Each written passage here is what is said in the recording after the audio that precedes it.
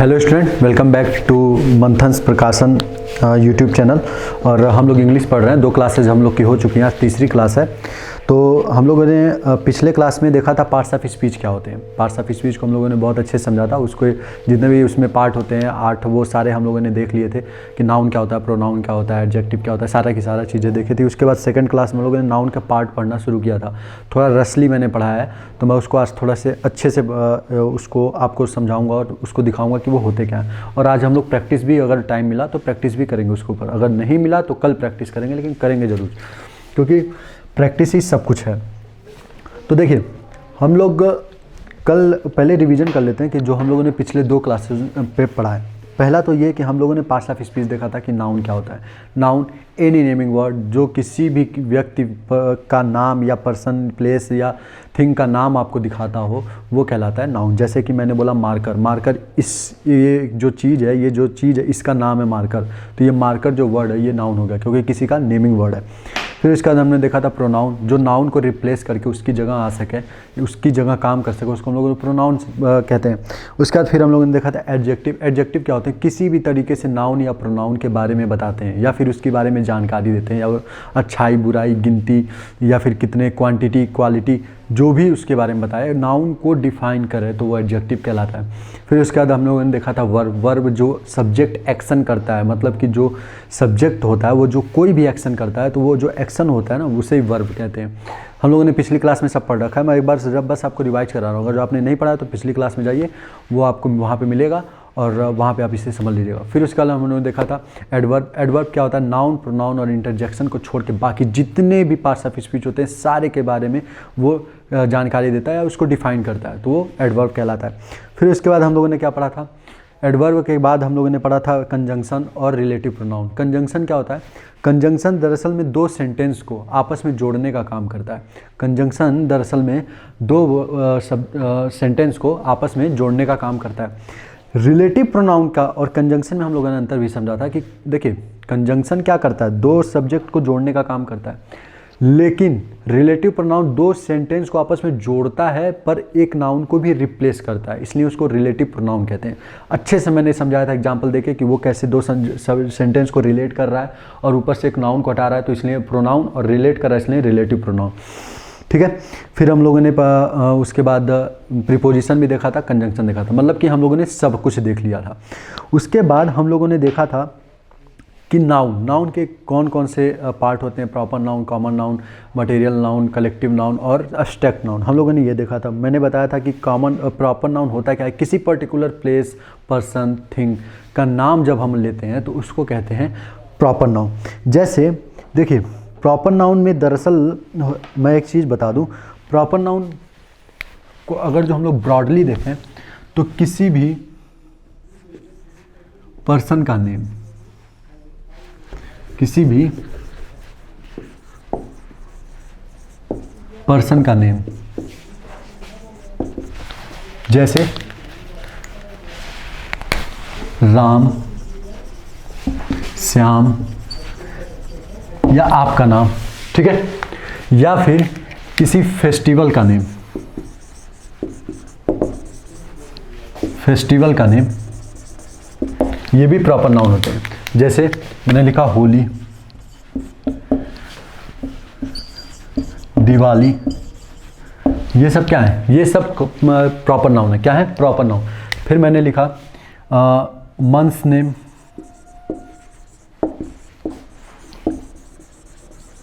Months name. Months name का मतलब मैंने लिखा मार्च,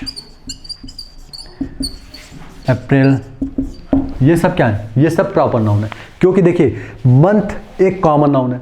मंथ बोलते ही मैंने जनवरी, फरवरी, मार्च, अप्रैल, मई, जून, जुलाई, अगस्त, सितंबर, अक्टूबर, नवंबर, दिसंबर, जितने भी मंथ हैं उनको मैंने एक बार इंडिकेट कर दिया कि ये मंथ होते हैं, तो ये कॉमन नाउन। उनमें से मैंने एक पर्टिकुलर मंथ निकाल लिया, मार्च, तो ये क्या हो गया? एक प्रॉपर नाउन हो गया। जितने भी हमारे 12 मंथ होते हैं उनमें से किसी और का नाम मार्च है? नहीं है, इसलिए ये पर्टिकुलर नेम। होली, फेस्टिवल मैंने लिखा, फेस्टिवल एक कॉमन नाउन है। फेस्टिवल मैंने बोलते ही मैंने होली, दिवाली सबको इंडिकेट कर दिया, क्योंकि ये फेस्टिवल होते हैं, तो ये कॉमन है इन सब में।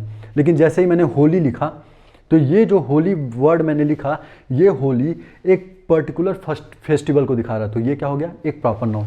मैंने किसी पर्सन को बोला, पर्सन, तो पर्सन में सब आ गए, मतलब कि मैन, वोमेन, चिल्ड्रेन सब आ गए। लेकिन जैसे ही मैंने उस पर्सन में से एक पर्टिकुलर नाम निकाल लिया राम, तो सब थोड़ी ना राम है, मैं जिसको बुलाना चाहता हूँ राम, वही राम होगा। ठीक है, तो समझ में आ रहा है आपको कि प्रॉपर नाउन होते क्या है। प्रॉपर नाउन दरअसल में कॉमन नाउन से एक कॉमन नाउन के ही में से एक पर्टिकुलर नाम आप निकाल लेते हैं, पर्टिकुलर प्लेस, पर्सन और थिंग को निकाल लेते हैं, तो वही कहलाते हैं प्रॉपर नाउन। ठीक है, फिर उसके बाद कंट्री का नेम, कंट्री का नेम जैसे मैंने लिखा इंडिया, पाकिस्तान, चाइना, ये सब मैंने जो कंट्री लिखे हैं ये सब क्या है, प्रॉपर नाउन। क्योंकि मैंने कंट्री बोला तो ये सब इन तीनों को इंडिकेट कर दिया, क्योंकि ये कंट्री क्या हुआ, कंट्री बोलते ही मैंने इन सबको इंडिकेट, मतलब ये कि कॉमन नाउन था। अब इस कॉमन नाउन में से मैंने एक कंट्री बाहर निकाल लिया, स्पेशल हो गया ये, तो ये इंडिया। इंडिया जैसी अब कोई कंट्री पूरे वर्ल्ड में नहीं है, तो ये इंडिया क्या हो गया, प्रॉपर नाउन, पर्टिकुलर है। ठीक है, तो इन सबको आप नोट कर लीजिएगा, मैं ये पूरा लिखवा नहीं रहा हूँ, बस आपको रिलेट कर रहा हूँ कि कंट्री का नेम आपको कहीं दिखे तो भी वो प्रॉपर नाउन होगा, मंथ का नाम दिखे तो भी वो प्रॉपर नाउन होगा, फेस्टिवल का नाम दिखे तो भी वो प्रॉपर नाउन होगा, पर्सन का नाम दिखे तो भी वो प्रॉपर नाउन होगा। ठीक है, फिर अगला कॉन्टिनेंट का नाम।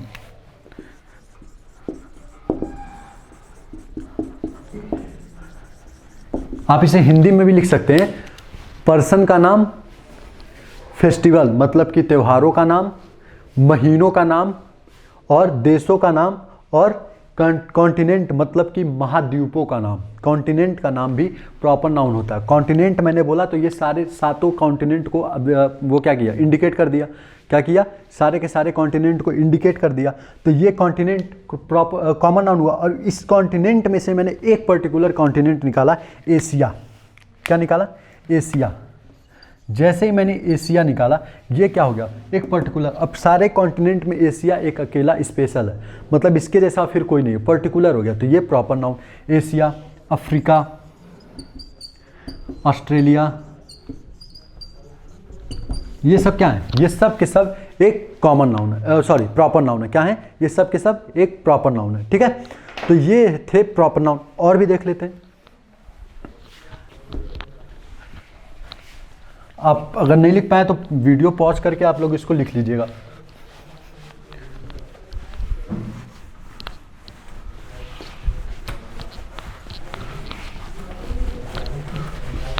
ठीक है, फिर मैं कहता हूं कि किसी सिटी का name, city name, city name भी प्रॉपर नाउन होता है। जैसे मैंने सिटी लिखा तो सिटी, जितने भी वर्ड में सिटी है सबको इंडिकेट कर दिया। लेकिन जैसे ही मैंने लिखा इलाहाबाद, इलाहाबाद, दिल्ली, ये क्या हुआ, जैसे ही मैंने सिटी का नाम लिखा, ये इलाहाबाद, दिल्ली, सिटी लिखा तो ये कॉमन नाउन है क्योंकि ये सबको इंडिकेट कर दिया। पर जैसे ही मैंने इलाहाबाद लिखा तो इलाहाबाद अब सबको थोड़ी ना इंडिकेट कर रहा, बल्कि एक पर्टिकुलर खुद के सिटी, इलाहाबाद नाम के सिटी को इंडिकेट कर रहा, तो ये प्रॉपर नाउन, ये भी प्रॉपर नाउन। ठीक है, तो जो भी सिटी के नेम होंगे ये भी क्या होंगे, प्रॉपर नाउन होंगे। ठीक है, फिर डेज के नेम, डेज के मतलब दिनों का नाम, जो दिनों का नाम होता है। जैसे मैंने डेज बोला तो डेज क्या है, ये कॉमन नाउन है। Sunday, Monday, Tuesday, Wednesday, Thursday, Friday, Saturday, इन सबको क्या किया, इसने इंडिकेट कर दिया। क्या कर दिया, इंडिकेट कर दिया। मतलब मैंने डेज बोला तो आपके दिमाग में ये सातों दिन आ गए। ठीक है, तो ये कॉमन नाउन था। लेकिन जैसे ही मैंने संडे बोला तो अब आपके दिमाग में बस संडे आया। ठीक है, मंडे लिखा तो आपके दिमाग में बस मंडे आया। तो ये क्या हुए, प्रॉपर नाउन हुए। सातों दिनों में संडे जैसा बस एक है, पर्टिकुलर है, मंडे भी एक है तो पर्टिकुलर, तो ये भी क्या हो गया, ये भी एक प्रॉपर नाउन हो गया। ठीक है, तो आपको प्रॉपर नाउन समझ में आ रहा है। प्रॉपर नाउन होते क्या है, कॉमन नाउन में से जब आप एक पर्टिकुलर चीज़ निकाल लेते हो, या फिर पर्सन या प्लेस या थिंग निकाल लेते हो और उसका नाम जो होता है वही कहलाता है प्रॉपर नाउन। ठीक है, अब मैं जैसे लिखूँ किसी ओशियन का नेम, देखिए मैं सब में आगे एक वर्ड देख रहे होंगे, नेम। ठीक है, नेम मतलब कि आप किसी का नाम, पर्टिकुलर पर्सन का नाम लिख रहे हो, ओशियन नेम, ओशियन या फिर लेक या फिर रिवर, इन सब का जो नेम होता है ये भी क्या कहलाता है? Proper noun. क्या कहलाता है? Proper noun. मतलब कि जैसे मैंने लिखा the Indian ocean, the Indian ocean, ये क्या है? एक प्रॉपर नाउन है। मैंने लिखा द गंगा, ये क्या है? एक प्रॉपर नाउन है, क्योंकि मैंने रिवर बोला तो रिवर में सारी नदियां आ गई, तो ये कॉमन नाउन, और उसमें से मैंने एक पर्टिकुलर नदी निकाल ली गंगा, तो ये क्या हो गया? Proper noun. क्या हो गया? Proper noun. ठीक है, तो the Indian ocean, Pacific ocean,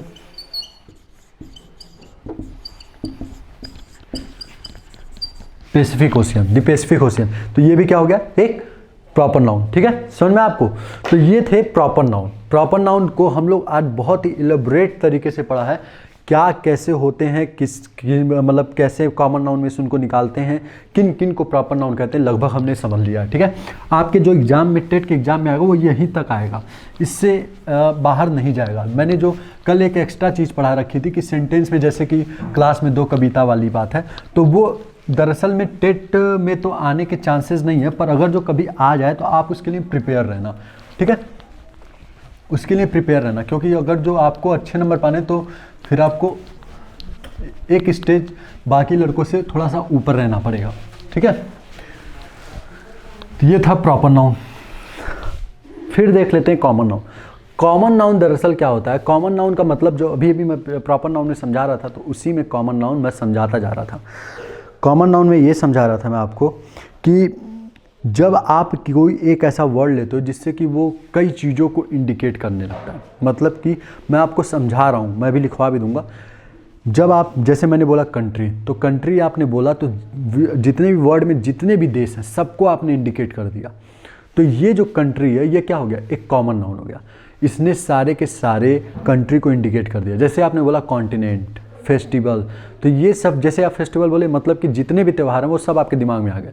लेकिन जैसे ही मैं उसमें से एक फेस्टिवल का नाम लूँगा, फिर वो आपके दिमाग में एक ही फेस्टिवल वही आएगा जिसका मैंने नाम लिया। जैसे मैंने बोला रमज़ान, तो आपके दिमाग में बस अब रमज़ान आ रहा है और कोई त्यौहार नहीं आ रहा। तो क्यों? क्योंकि वो प्रॉपर नाउन है, वो पर्टिकुलर है। लेकिन मैं जैसे ही फेस्टिवल बोला तो फेस्टिवल बोलते ही वो जितने भी त्यौहार होते हैं इंडिया में या फिर पूरे वर्ल्ड में, वो सारे त्यौहार लगभग आपके दिमाग में आ जाएंगे अगर जो आप उनको जानते हैं। ठीक है, तो ऐसे ही अब कॉमन नाउन देख लेते हैं। कॉमन नाउन को भी बहुत अच्छे से देख लेते हैं।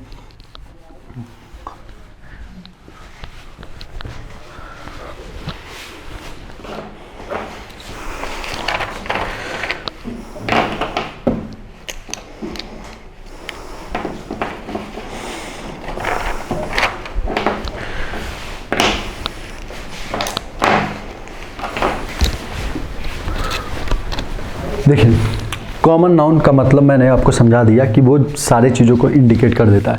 जैसे मैं किसी व्यवसाय का नाम लिखूं, किसी व्यवसाय का नाम लिखूं, मतलब कि name of profession, name of profession, name of profession मैंने लिखा। नेम ऑफ प्रोफेशन मतलब मैंने लिखा जैसे टीचर, किसी व्यवसाय का नाम टीचर। ठीक है, डॉक्टर।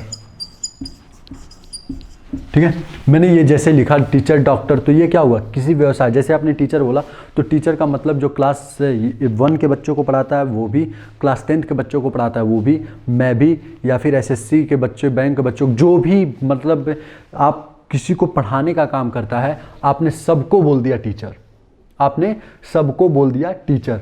डॉक्टर किसी भी तरीके का डॉक्टर हो, किसी मतलब वो हार्ट का डॉक्टर हो या फिर आपके दांत का डॉक्टर हो, आँख का डॉक्टर हो, किसी भी तरीके का डॉक्टर हो, आपने डॉक्टर बोला तो वो सब उसमें आ गया। मतलब कि ये क्या है? कॉमन है।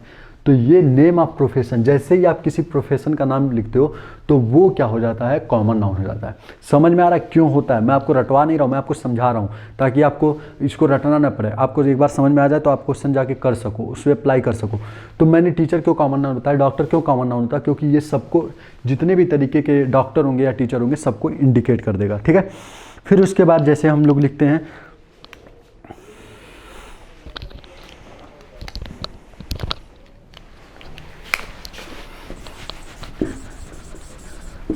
Name of fruits, name of fruits. जैसे मैंने लिखा कि जो फलों के नाम है, जैसे मैंने आम बोल दिया, मैंने मैंगो बोल दिया, वो सबको बहुत पसंद होगा।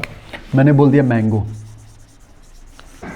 मैंने बोल दिया मैंगो। अब मैंगो का मतलब दुनिया में जितने भी आम हैं सबको मैंने मैंगो बोल के सही कर दिया, ठीक है। मैंने बोला मैंगो, तो आपके दिमाग में जितने भी आप आम खाते होंगे, दशहरी, देसी, जितने भी तरीके का आम है, कपूरी उपरी, जितने भी तरीके का आम है, वो सारे के सारे आम आपके दिमाग में आ गए इस मैंगो को बोलते ही। क्यों? क्योंकि ये कॉमन है, ये सारे आमों को दिखा दिया, ठीक है। तो ये मैंगो ये क्या हो गया? कॉमन नाउन हो गया। मैंने बोला ऑरेंजेस, ऑरेंजेस, ठीक है, या फिर ऑरेंज, मैंने बोला ऑरेंज। तो इसका मतलब क्या है? जितने भी संतरे आप अपने लाइफ में देख रहे हो उन सबको इंडिकेट कर दिया मैंने ऑरेंज बोल के। मतलब कि ये सारे के सारे जितने भी संतरे हैं सबको इंडिकेट, सब में कॉमन है, तो ये क्या हो गया? Common noun. तो मतलब आप जितने भी फलों का नाम लिखेंगे वो भी एक कॉमन नाउन ही होता है, ठीक है। नागपुरी संतरा या फिर किसी और प्रदेश में पैदा होने वाले संतरे, सबको हम लोगों ने संतरा बोल दिया। मैंने लिखा एप्पल, एप्पल। अब ये क्या? सेब, सेब मैंने बोला तो ये जहाँ भी होते हैं पूरे वर्ल्ड में ये सारे ही एप्पल को आपको इंडिकेट करने लगा, तो ये भी क्या हो गया? एक कॉमन नाउन हो गया, ठीक है।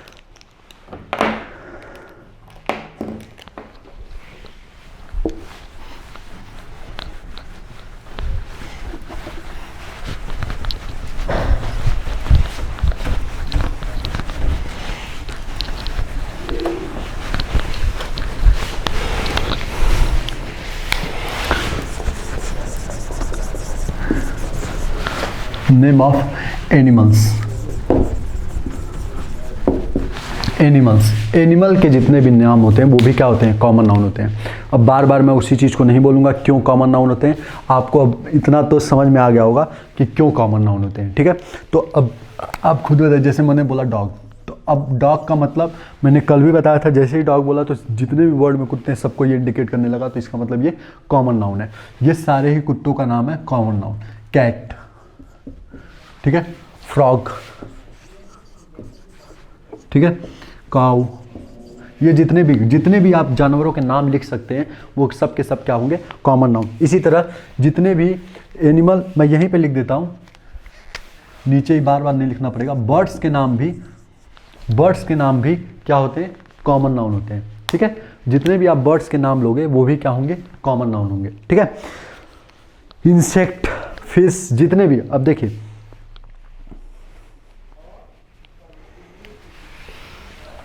तो आपको अब आते हैं कलेक्टिव नाउन पे। मटेरियल नाउन तो हमें समझाने की ज़रूरत नहीं है, आपको पता होगा मटेरियल नाउन तो उतना ही था जितना हमने कल समझा था कि जिससे आप कुछ बना सकते हो। कलेक्टिव नाउन मैं ये जितना भी बताऊँ मैं इसको रिवाइज कर रहा था क्योंकि इसको कल भी मैं समझा चुका हूँ, मतलब पिछली क्लास में। अब हम लोग पढ़ रहे हैं कलेक्टिव नाउन। कलेक्टिव नाउन में कल मैंने बताया था कि कलेक्टिव नाउन होता भले ग्रुप है मोर देन वन का, एक से अधिक चीज़ों का ग्रुप या पर्सन का ग्रुप ही कलेक्टिव नाउन कहलाता है, ठीक है।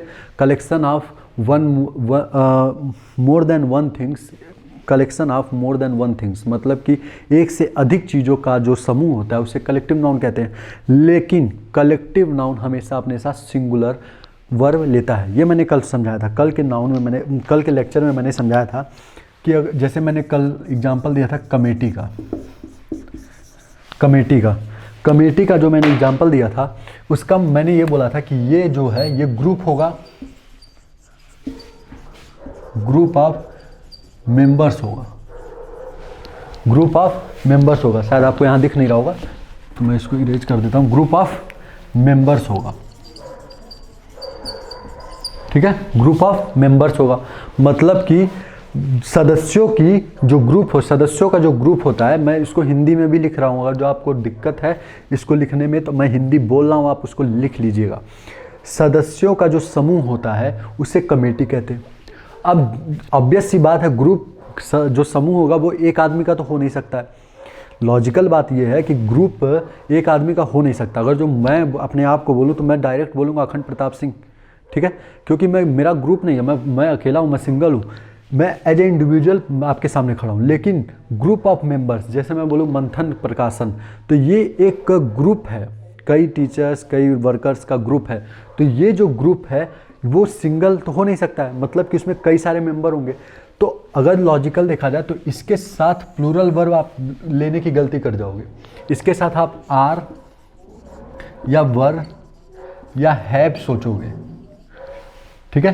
पर ऐसा नहीं होता है, ये अपने साथ ये नहीं लेते हैं। दरअसल में कलेक्टिव नाउन अपने साथ हमेशा सिंगुलर वर्ब लेता है। सिंगुलर वर्ब मतलब कि इज, आर टाइप, ठीक है, इज, वाज, हैज, ये सब ये लेते हैं अपने साथ, ठीक है। क्यों लेते हैं?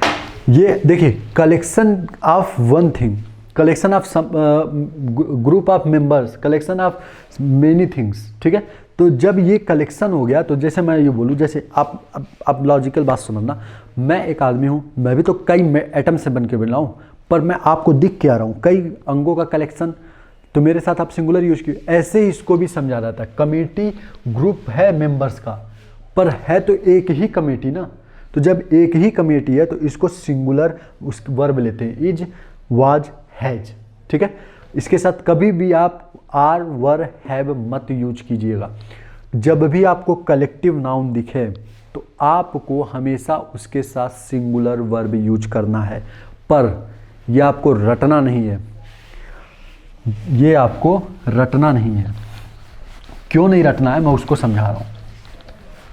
तो समझ में आया, कलेक्टिव नाउन के साथ आपको हमेशा सिंगुलर वर्ब यूज करना होता है। पर यही क्वेश्चन आपके 2017 के पेपर टेट में एक बार आउट ऑफ बॉक्स वाला क्वेश्चन आया था, कमेटी, इसीलिए मैं इस पे आपको बार बार जोर दे के समझा रहा हूँ। देखिए, जैसे मैंने लिखा,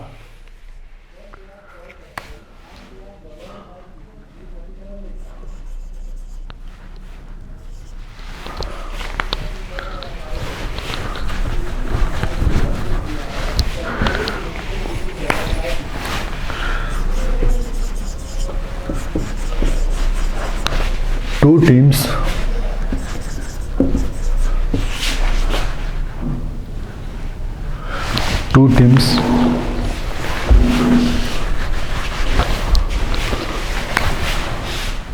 अब मैं आपसे क्वेश्चन पूछूंगा, इज, आर, दो मैंने लिखा है, two teams is, are, two, मैं आपको इसका अर्थ बताऊंगा, लेकिन अभी आपको फिलहाल बस कलेक्टिव नाउन पे ध्यान रखना है। Too strong,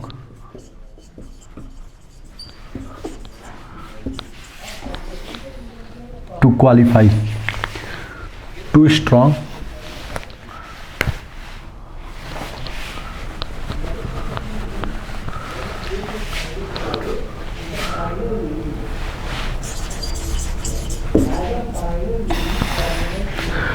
the two teams are, is, are, too strong, to qualify। मैंने एक सेंटेंस लिखा है, ठीक है, मैंने एक सेंटेंस लिखा है, क्या लिखा है? Two teams is, are, too strong to qualify, too strong to qualify, मैंने ये सेंटेंस लिखा है, ठीक है। सॉरी, स्ट्रॉन्ग नहीं, यहाँ वीक होगा, टू वीक टू क्वालिफाई। इसका एक स्ट्रक्चर होता है, मैं ये आपको समझा दे रहा हूँ। 2+2, अगर जो आप इंटरेस्टेड है तो मैं बता रहा हूँ, देख लीजिए। जब ये स्ट्रक्चर आपको दिखा 2+2, एक TOO वाला और एक TO वाला, तो इसके साथ हमेशा निगेटिव सेंस लेके चलते हैं, कभी पॉजिटिव सेंस नहीं देते हैं। तो स्ट्रांग नहीं लगा सकता, वीक ही लगेगा, क्योंकि ये निगेटिव सेंस देता है, स्ट्रांग पॉजिटिव सेंस देता है। मैंने इसलिए स्ट्रांग को मिटा के वीक लिखा, ताकि आपको ये समझा सकूं मैंने क्यों वो मिटाया, मतलब इरेज किया है, ठीक है। तो जब आपको ये स्ट्रक्चर दिखे 2+2, टू टीम्स 2+2, ये स्ट्रक्चर दिखे 2 और यहाँ पे फिर एक 2, ठीक है, तो उसके साथ हमेशा निगेटिव सेंस लेते हैं, वीक लेंगे, स्ट्रांग नहीं लेंगे, ठीक है। ये आपके सिलेबस का नहीं है, पर एज अ, ठीक है। तो अब ये देखिए, ये क्वेश्चन देखिए, ये क्वेश्चन अब आपके क्वेश्चन में बनेगा। मैंने अभी लिखा है, मैंने अभी आपको समझाया है कि कभी भी जब कलेक्टिव नाउन होता है तो उसके साथ सिंगुलर वर्ब लेते हैं, प्लूरल वर्ब नहीं लेते हैं। तो इस हिसाब से अगर जो आपने रट लिया है इस चीज़ को, तो इस हिसाब से आपके लिए ये सही होगा, इज सही होगा और आर गलत होगा। पर यहाँ पे आर सही है, इज गलत है। क्यों गलत है? देखिए अगर मैंने जैसे मैंने बोल दिया कि देखिए बॉय के साथ आप सिंगुलर लगाएंगे, बॉय के साथ आप सिंगुलर वर्ब लगाएंगे, बॉय के साथ आप सिंगुलर वर्ब लगाएंगे, तो आपने ये तो लिखा सही है, a boy is reading a book, एक बच्चा एक किताब पढ़ रहा है, तो ये सही है, बॉय के साथ आपने इज लगाया। लेकिन अगर जो मैंने बॉय को टू प्लूरल बना दिया, मैंने ये लिख दिया टू बॉयज, टू बॉयज, तो क्या यह इज सही होगा? नहीं होगा, क्योंकि यहाँ पे अब क्या हो गया, ये एक प्लूरल बन गया है, तो यहाँ पे आर सही होगा। तो सेम कंडीशन यहाँ पे टीम्स आपको भले यहाँ दिख रहा है कलेक्टिव नाउन, टीम्स यहाँ पे आपको भले दिख रहा है कलेक्टिव नाउन, पर यहाँ पे टीम है कितनी? दो टीम है। टीम है कितनी? दो टीम है। तो जब टीम आपको यहाँ पे कलेक्टिव नाउन दिखा, आपने रट्टा मारा, ये सही कर दिया, क्योंकि कलेक्टिव नाउन के साथ सर ने बताया कि हमेशा सिंगुलर वर्ब लेना है। लेकिन मैंने ये भी तो बताया कि प्लूरल जब बन जाए, जब टीम एक टीम रहती तो इज सही था, लेकिन यहाँ पे कितनी टीम हो गई? दो टीम हो गई। अब जब दो टीम हो गई तो ये टीम क्या हो गया? सिंगुलर थोड़ी ना रहा, अब तो प्लूरल बन गया, तो अब इसके साथ तो आपको आर ही लेना पड़ेगा ना, अब आप इज ले नहीं सकते। अब इस समझ में आ रहा है आपको? टीम अगर जो एक टीम रहती तो आप इसको कलेक्टिव नाउन के साथ इज ले सकते थे, पर अब चूंकि ये टीम दो हो गई है, ये प्लूरल बन चुका है, तो इसके साथ आर लेंगे, इज नहीं लेंगे, भले ये कलेक्टिव नाउन है। ठीक है, समझ में आया? मैं यही कंफ्यूजन दूर करना चाह रहा था। रट्टा मत मारिएगा कि कलेक्टिव नाउन आते ही आप इज लगाएंगे। एक बार देख लीजिए कि उसमें बोला क्या गया है। ठीक है, इसमें बोला गया टू टीम्स, जब दो टीम बोल दी गई है तो उसके साथ आर ही लगेगा। अगर और टीम लिखा होता, अगर यहाँ पे ए लिखा होता, तब इज सही हो जाता, तब इज सही हो जाता। ठीक है, समझ रहे हैं मेरी बात को? आप समझिए बस ध्यान से और इसको अपने लैंग्वेज में लिख लीजिए। अब इस सेंटेंस का मतलब समझ लेते हैं। इस सेंटेंस का मतलब है कि दो टीम बहुत ही वीक हैं क्वालिफाई करने के लिए, दो टीम बहुत ही वीक हैं क्वालिफाई करने के लिए। एक और एडिशनल आपको जानकारी ये मिल गई कि जब 2+2 आ जाए तो उसके साथ हमेशा निगेटिव सेंस लेते हैं, कभी पॉजिटिव सेंस नहीं लेते हैं। ठीक है, तो आपको ये चीज़ समझ में आ गया। एक कंडीशन और बनता है कलेक्टिव नाउन में, एक कंडीशन और बनता है कलेक्टिव नाउन में,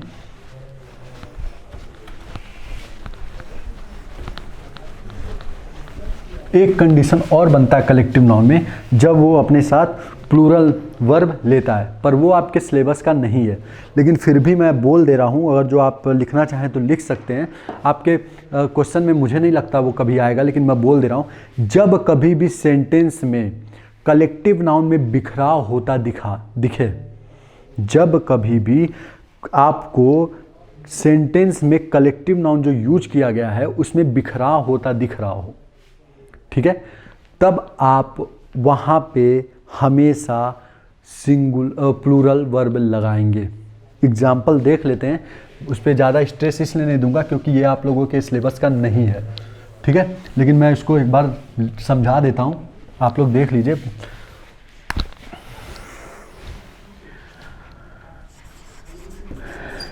ज्यूरी हैज हैव, दो चीजें मैंने लिखा है, हैज और हैव, देखेंगे कौन सा सही है। Jury has, the jury has have divided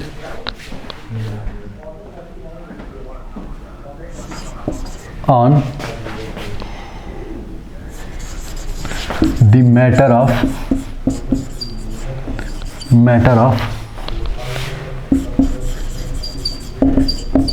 heinous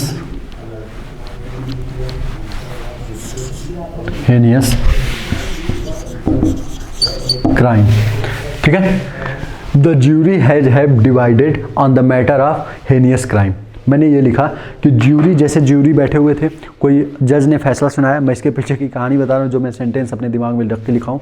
एक जज बैठे हुए थे, उन्होंने एक फैसला सुनाया, और उस फैसले को अभी तो अपने देश में नहीं होता है, पर आउट ऑफ इंडिया कई कंट्री में होता है। वहाँ पे ज्यूरी होते हैं, वहाँ पे ज्यूरी डिसीजन लेते हैं, फिर उनके मत के अनुसार, जैसे यहाँ पे बिल पास होता है, वहाँ पे वैसे सज़ा दी जाती है। अगर जो ज्यूरी मान लीजिए 12 हैं और 7 उस पक्ष में जाते हैं कि सज़ा देनी चाहिए, 5 नहीं जाते हैं तो उसको सज़ा दी जाती है, 5 की नहीं मानी जाती है। ठीक है, नॉर्मल सी बात है। तो ज्यूरी भी एक क्या है, कलेक्टिव नाउन है। क्यों? क्योंकि ये ग्रुप ऑफ मेंबर्स होता है। ठीक है, ग्रुप ऑफ मेंबर्स छोड़िए, ग्रुप ऑफ एडवोकेट या जजेज होता है। ठीक है, तो jury have divided on the matter of heinous crime. अब जज ने एक बहुत ही घिनौना क्राइम को किसी ने किया था, उस पर फैसला सुनाना था, पर ज्यूरी लोग वहाँ पे यूनानिमस ना होके, मतलब कि एक मत ना होके वहाँ पे बट गए। मतलब कि 7 लोग किसी सज़ा के पक्ष में गए, 5 लोग सज़ा के पक्ष में नहीं गए। तो वहाँ क्या हुआ, उन लोगों में बिखराव आया। तो देखिए यहाँ पे साफ सेंटेंस में भी लिखा है डिवाइडेड। सेंटेंस में क्या लिखा है, डिवाइडेड, मतलब कि ज्यूरी हैव डिवाइडेड, मतलब कि बट गए। तो जब डिवाइडेड दे रखा है, ये क्या है, कलेक्टिव नाउन। ये क्या है, कलेक्टिव नाउन। अब चूंकि ये कलेक्टिव नाउन है, फिर भी यहाँ पे क्या दिख रहा है, बिखराव का अर्थ दिख रहा है इस सेंटेंस में कि ज्यूरी बट गए हैं, साफ सेंटेंस में दिखा है। और जब तक सेंटेंस में ना दिखे तब तक आपको मानना है कि कलेक्टिव नाउन साथ में है। लेकिन जब सेंटेंस में शो करने लग जाए कि देखिए बिखर गई है, तब आपसे वो चाहता है कि आप यहाँ पे अब दिखाइए कि आपने क्या पढ़ा है। तब यहाँ पे जब बिखराव का सेंस दिखने लगता है तो हम लोग कलेक्टिव नाउन के साथ प्लूरल वर्ब लेते हैं। किसका, कौन सा वर्ब लेते हैं, प्लूरल वर्ब। ये सही है और ये क्या है, गलत है। ठीक है, और अब इसको कलेक्टिव नाउन ना कह के अब इसको हम लोग कहते हैं मल्टीट्यूड ऑफ नाउन। यही कलेक्टिव नाउन अब चेंज होके मल्टीट्यूड ऑफ नाउन हो जाता है। क्या हो जाता है, मल्टीट्यूड ऑफ नाउन। ठीक है, ये एक नेक्स्ट लेवल का कॉन्सेप्ट है। आपके पेपर में आने की संभावना बहुत कम है, पर चूंकि एक बार पूछ चुका है कलेक्टिव नाउन इससे रिलेटेड कि सिंगुलर वर्ब और प्लूरल वर्ब में क्या लेंगे, तो मैंने सोचा कि ये भी आपको बता देता हूँ। जब सेंटेंस में बिखराव का अर्थ दिखने लगे तो आप हमेशा उसके साथ प्लूरल वर्ब लगाना, चाहे वो सिंगुलर में हो, कलेक्टिव नाउन सिंगुलर में हो या ना हो, आप इसके साथ प्लूरल वर्ब लगाओगे, क्योंकि ये मल्टीट्यूड ऑफ नाउन हो जाता है। ठीक है, तो ये कलेक्टिव नाउन आपको समझाना था।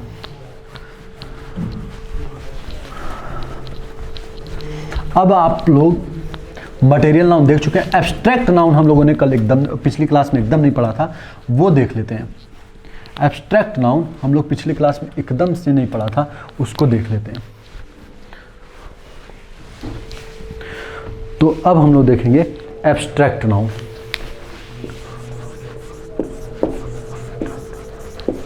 Abstract noun, abstract noun. ठीक है, एब्स्ट्रैक्ट नाउन देख लेते हैं। तो देखिए एब्स्ट्रैक्ट नाउन होता क्या है। एब्स्ट्रैक्ट नाउन एक ऐसा नाउन होता है जिसको आप देख नहीं सकते। सिंपल सी बात है, आप उसको देख नहीं सकते। You can't see, you can feel, मतलब आप उसको फील कर सकते हैं पर उसको देख नहीं सकते। जैसे मेरा गुस्सा, मेरी हंसी, जो हंसी होता है, मान लीजिए कोई हंस रहा है तो उसका हंसी नहीं देखी जा सकती है, लेकिन फील किया जा सकता है हाँ वो हंस रहा है। उसकी हैप्पीनेस देखी नहीं जा सकती, लेकिन फील किया जा सकता है कि हाँ वो खुश है।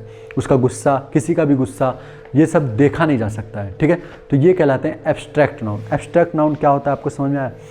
जब आप किसी भी फीलिंग क्वालिटी, किसी भी फीलिंग क्वालिटी को शो करते हैं, या फिर एक स्टेट को शो करते हैं, या किसी के एक्शन को शो करते हैं, तो वो कहलाता है एब्स्ट्रैक्ट नाउन। ठीक है, जैसे मैंने बोला ऑनेस्टी, बहुत ही अच्छा एक सेइंग है, बहुत ही अच्छा सेइंग है, आपको पता होगा, बचपन से ये सुनते आ रहे होंगे। Honesty is the best policy.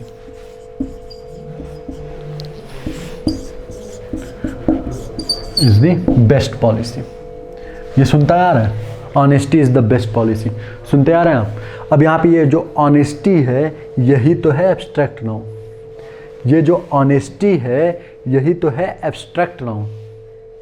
जो ये मैंने पॉलिसी, ये ऑनेस्टी लिखा है, ये ऑनेस्टी यही तो है एब्स्ट्रैक्ट नाउन। क्यों? क्योंकि ये क्या है, एक मतलब आपका स्वभाव है कि ऑनेस्टी, ईमानदारी, जो ईमानदारी होती है आप उसको देख नहीं सकते, महसूस कर सकते हैं, ठीक है। तो ये जो ईमानदारी, गुस्सा, हंसना, ये सब जो चीज़ें हैं इसको हम लोग कहते हैं एब्स्ट्रैक्ट नाउन, ठीक है। मतलब कि एक्शन या स्टेट, अब जैसे एब्स्ट्रैक्ट नाउन होते कौन कौन से हैं हम लिख देते हैं, देख लीजिए आप।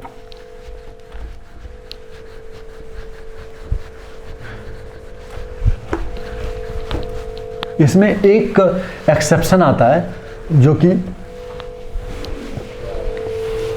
उतना वो नहीं है, देखिए state, name of state.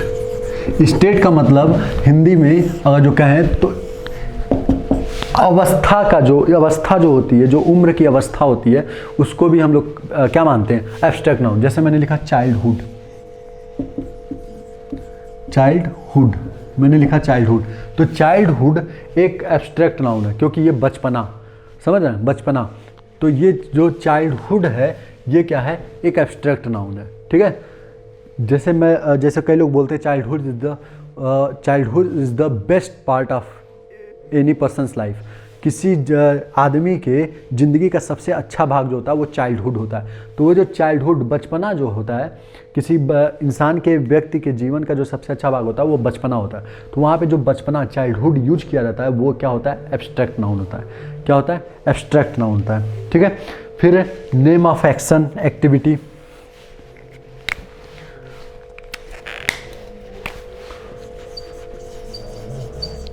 Name of action या फिर एक्टिविटी,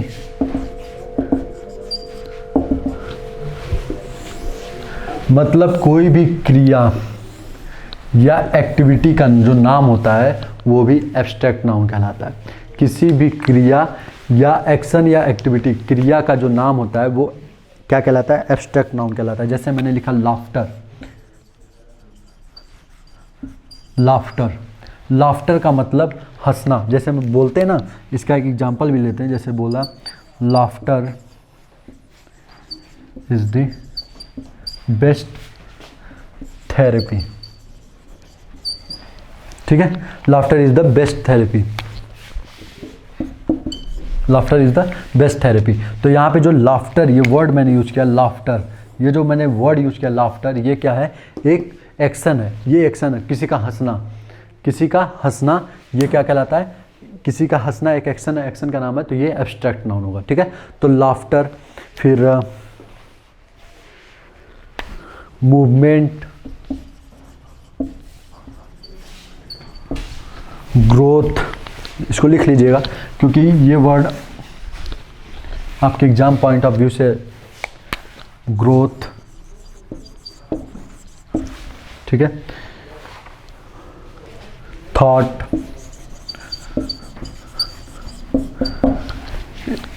ठीक है। नेम ऑफ एक्शन, एक्टिविटी, ये भी क्या कहलाते हैं। देखिए एक बात और मैं आपको समझा दूं यहीं पे छोटे से शॉर्ट में, ये जब जैसे एक थॉट, ये जो थॉट एक वर्ड है थॉट, ये कभी कभी नाउन के रूप में भी काम करता है और कभी कभी वर्ब के रूप में भी काम करता है। थिंक का जब सेकंड फॉर्म या थर्ड फॉर्म लिखेंगे तो वो थॉट होता है, ठीक है। लेकिन ये जब कब ये एब्स्ट्रैक्ट नाउन होता है, जब ये एक सब्जेक्ट के रूप में काम करे, मतलब आप इसके आगे कोई वर्ब लगाएं, किसके आगे कोई वर्ब लगाएं, ठीक है। तो ये जैसे मैं बोलूं हिज थॉट इज, जैसे मैं एक सेंटेंस लिख देता हूं, नहीं तो आप इसको गलत कर ले जाओगे। His thought